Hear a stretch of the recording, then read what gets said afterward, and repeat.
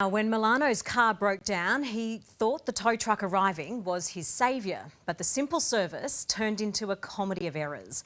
The towee got the car onto his truck, no problems, but couldn't get it off, and from there, it all went downhill. It's ludicrous what's being suggested here.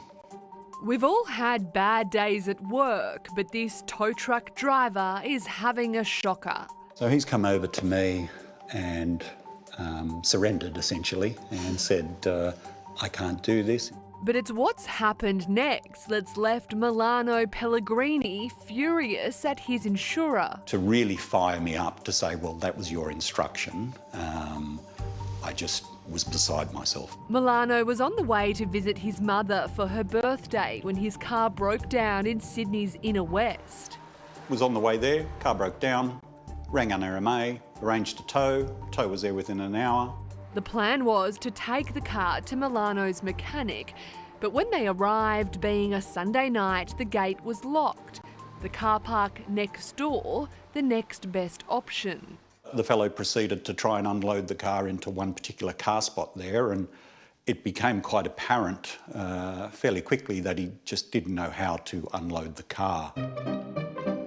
CCTV captured the tow truck for nearly an hour in the back of the parking lot, attempting to offload Milano's car.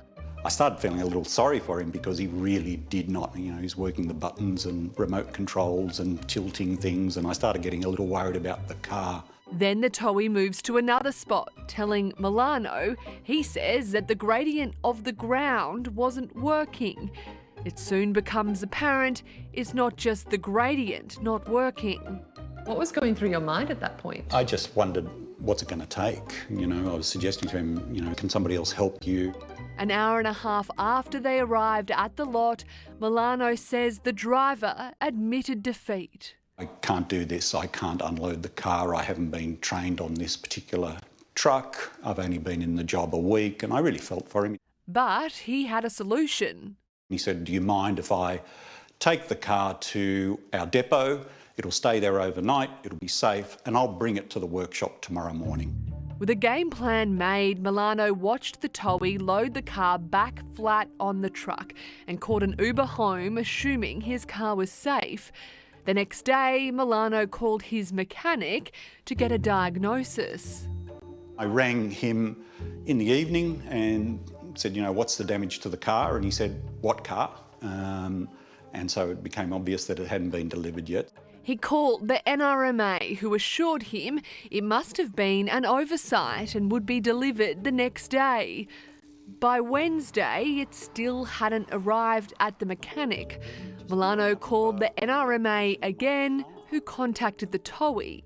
Came back and said, well, they've said it's in the car park. And I said, well, it can't be in the car park. I was there and it was agreed that we weren't going to leave it in the car park. And where was the key Milano had given the tow truck driver? There it is. Unbelievable. I cannot believe it. And make matters worse, the car is unlocked. I cannot believe this.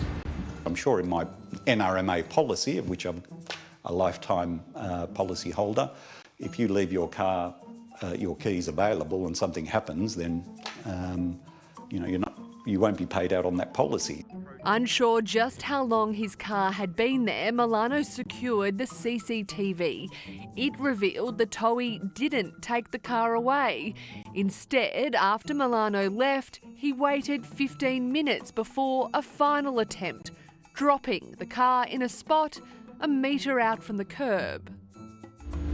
These are some of the tray marks left, I suspect, from Sunday night when the tow truck driver was unable to get it off the car. How many attempts do you think he made to offload the car? Oh gosh, the number of times that car would have gone up, down, was being dragged upward by tension cords, released. Gosh, I would have lost count. Milano says the NRMA claims the towee followed his instructions to leave the car there and offered him a year's free membership over the mix-up. Not only have you screwed up and everything else, but Yeah, because it might suit us to say, well, no, you gave that instructions. What is your message to the NRMA? Well, if this was your car and it belonged to one of the board members or one of the executives, and this is what happened to them, are you telling me this is how this would be managed?